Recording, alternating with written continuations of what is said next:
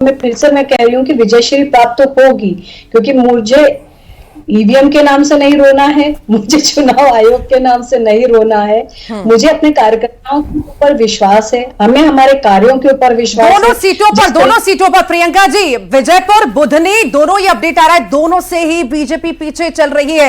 एक तरफ पहले हम जिक्र कर रहे थे विजयपुर का कि यहां पर नया एक्सपेरिमेंट तो किया गया है, शायद यहां पर कुछ अच्छे संकेत आए, यहां पर भी आते नजर नहीं आ रहे हैं। बुधनी की भी हम तस्वीर देख रहे हैं, यहां पर भी जो है संकेत वैसे नहीं नजर आ रहे।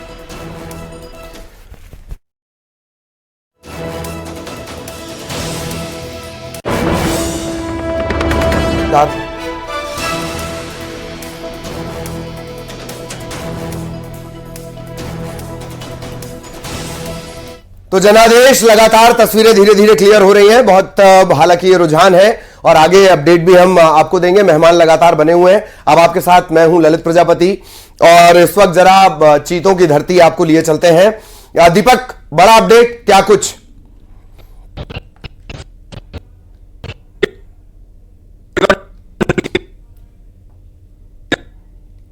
करीब 200 से ज्यादा वोटों से कांग्रेस आगे है और उम्मीद जताई जा रही है कांग्रेस की ओर से कि लगातार बढ़त बनेगी, लेकिन बीजेपी के अपने दावे हैं कि अब बीजेपी कुछ राउंड के बाद आगे हो जाएगी। तो लगातार अब मतगणना चल रही है। अब ईवीएम का जब पहला राउंड पूरा हो जाएगा उसके बाद में स्पष्ट हो पाएगी कि अगले राउंड में अब कौन आगे रहेगा। फिलहाल कांग्रेस आगे है और इसे लेकर के कांग्रेसियों में जबरदस्त उत्साह देखने को यहाँ पर मिल रहा है, लोग जश्न मनाने लगे। जी बिल्कुल। और हालांकि हमने शुरुआत में ही कहा था आपसे जब चर्चाएं चल रही थी कि बहुत तेज नतीजे बदलते हैं, कब विजयपुर का अमरवाड़ा हो जाए कहा नहीं जा सकता, और यही वजह है कि धीरेन्द्र शाह की नजर अभी सबसे ज्यादा न्यूज 18 पर टिकी होगी। बहरहाल अपडेट हम लगातार आपके पास आते रहेंगे।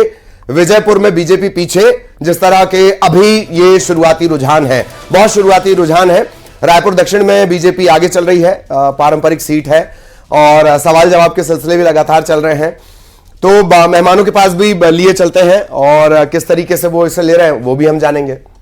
प्रियंका जी लगातार बनी हुई हैं और फिरोज सिद्दीकी साहब जुड़े हुए हैं। फिरोज जी, किस तरह से देखते हैं, 2 पर आप लीड ले रहे हैं, तो वहीं रायपुर दक्षिण की हम बात करें तो रायपुर में तो पीछे जाते ही नजर आ रहे हैं, वहां पे भी खूब दावे, रिएक्शन?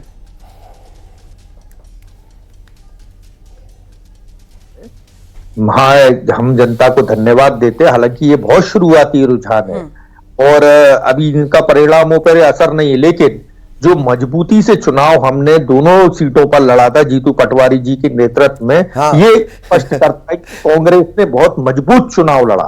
ये जनता ने मोहर लगा दी इस बात पे कि हमने बहुत मजबूती से चुनाव लड़ा और जीतू पटवारी जी और अन्य नेताओं ने मिलकर, ऐसा लग रहा है सिद्दीकी साहब चुनाव लड़ते लड़ते आपस में ही लड़ गए सब नेता।